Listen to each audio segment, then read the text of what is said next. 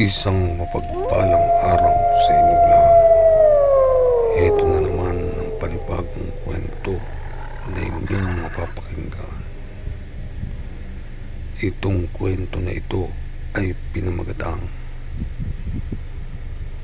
Pusang Gabay ng Aswang. May isang lumang alamat na paulit-ulit na ikinukwento ng matatanda. Tungkol ito sa pusang itim na nagsisilbing gabay ng mga aswang. Ayon sa kanila, kung saan man naroon ang pusa, tiyak may kasamang nilalang na nagpapanggap na tao sa araw, ngunit halimaw sa gabi. Si Aling Sabel, isang kilalang albularyo sa baryo, ang unang nagduda nang mapansin niyang palaging may pusang itim na sumusunod sa isang pamilya.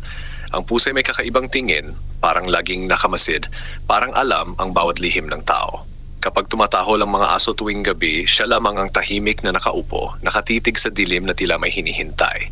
Isang gabi, habang naglalakad pauwi si Rogelio, isang magsasaka, ay nakita niyang nakaupo ang pusang itim sa tapat ng kanilang bahay. Nang siya'y pumasok, biglang may kumalabog sa bubong.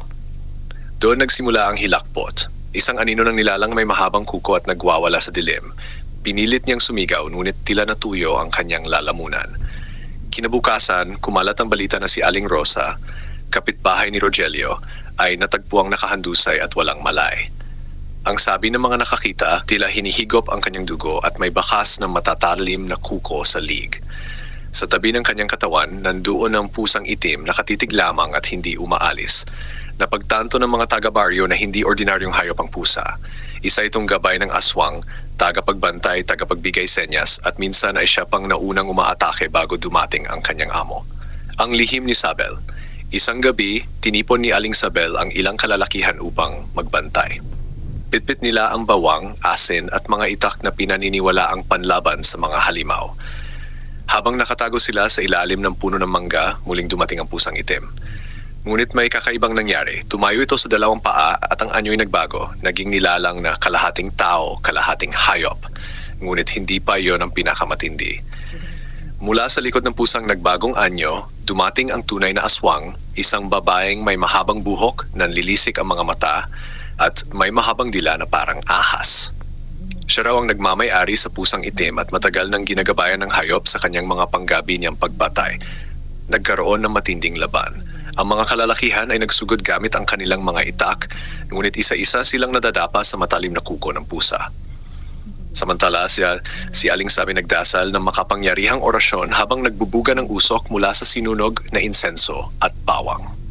Ang usok ay tila nagpasigaw sa pusang itim at nagpahina sa aswang. Ngunit bago tuluyang mapatay, tumalo ng pusa at lumundag papasok sa katawan ng babaeng aswang. Ang kanilang katawan ay nag-isa at nagmistulang mas mabagsik at mas makapangyarihan ang nilalang na iyon. Ang pagkabunyag, lumaban si Aling Sabel gamit ang huling agimat na iniingatan niya, isang lumang krus na bakal na ipinamana pa ng kanyang mga ninuno. Nang idikit niya ito sa halimaw, nagsimulang umusok ang balat nito at lumabas ang nakakabinging sigaw. Ngunit, bago ito tuluyang naglaho, nagsalita ang nilalang, "Hindi ninyo ako mapapatay. Sa bawat pusang itim na makikita ninyo, nariyan ako, nagmamasid, naghihintay." At sa isang iglap, naglaho ang nilalang kasama ang pusang itim. Naiwan ang katahimikan, ngunit ang takot ay nanatili. Ang aral mula noon, tuwing may pusang itim na naglalakad sa baryo, hindi na ito tinitingnan bilang ordinaryong hayop. Sinasabi ng matatanda, huwag mong hahamakin ang pusang itim dahil hindi mo alam kung kaninong gabay siya. At sa bawat pag-ungol ng pusa sa gitna ng gabi, paalala iyon na may mga nilalang na patuloy na nagtatago sa dilim, mga nilalang na hindi kailanman tuluyang naglalaho. Pagkaraan ng pagkawala ni Mang Isko, unti-unting nanumbalik ang katahimikan sa baryo. Ngunit alam ng mga matatanda na hindi pa tapos ang laban. Ang pusang itim na naging gabay ng aswang ay muling nagpakita. Sa gitna ng dilim, sumisingkit ang mapupulang mata nito, wari bang nagbabantay at naghahanap ng bagong magiging kasangkapan. Isang gabi, habang naglalakad si Aling Berta pauwi galing sa tindahan, narinig niya ang mababang huni ng pusa. Nang linggunin niya, nakita niya itong nakaupo sa gitna ng kalsada, nakatitig sa kanya. Napaatras siya at halos mabitawan ng daladalang bilao. Saka siya nagsimulang makaramdam ng bigat sa kanyang dibdib, tila may humihigop ng kanyang lakas. "Diyos ko, tulungan mo ako." Bulong ni Aling Berta habang pilit na kumakalas sa mahika ng pusang itim. Biglang sumulpot si Mang Turing, ang matandang albularyo ng baryo. May dala siyang bote ng langis na binasbasan sa dasal. Dinilig niya ito sa paligid at biglang nagwala ang pusang itim. Nagngingit-ngito, nagsisisigaw na parang tao bago naglaho sa kawalan. Ngunit bago tuluyang mawala, narinig ang lahat ng boses na nagmumula sa pusa. Hindi pa tapos ang sumpa, babalik ako at hindi lang isa ang kukunin ko. Simula noon, napansin ng mga taga-baryo na tuwing gabi ng kabilugan ng buwan may kumakaluskos sa mga bubungan. May nawawalang mga manok, kambing at minsan pati mga alagang aso. Lagi ring naroon ang mga bakas ng paa ng pusa na mas malalaki kaysa karaniwan. Isang gabi natuklasan ng mga bata ang isang kuweba malapit sa ilog. Doon nila nakita ang mga kalansay ng hayop at mga butong tila sa tao. Lalong nagdulot ito ng takot sa buong baryo. Pinaniniwalaan nilang ang pusang itim ay hindi ordinaryo, kundi mismong espiritu ng gabay ng lahat ng aswang sa kanilang bayan. Nagpatawag ng pagtitipon si Mang Turing. Kung hindi natin susugpuin ang pusang ito, magiging daan siya upang dumami ang mga aswang. Siya ang tulay ng dilim. Hindi ito basta hayop, kundi alagad ng masamang espiritu. Nagplano silang magsagawa ng ritual sa mismong kuweba. Nagdala sila ng mga kandila, dasal at mga sagradong anting-anting. Habang nag-uusal ng panalangin, muling lumitaw ang pusang itim, ngunit sa pagkakataong ito, mas malaki na at halos kasing laki ng isang aso.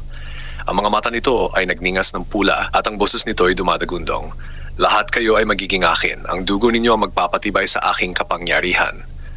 Nagpatuloy ang ritual ni Mang Turing kahit nanginginig sa takot ang iba. Ang iba namang lalaki ay nagbegbit ng sibat at kulok, handang lumaban kung kinakailangan. Nagsimula ang matinding sagupaan. Isang pusang hindi nasusugatan ng ordinaryong sandata, isang pusang tila hindi naubusan ng lakas.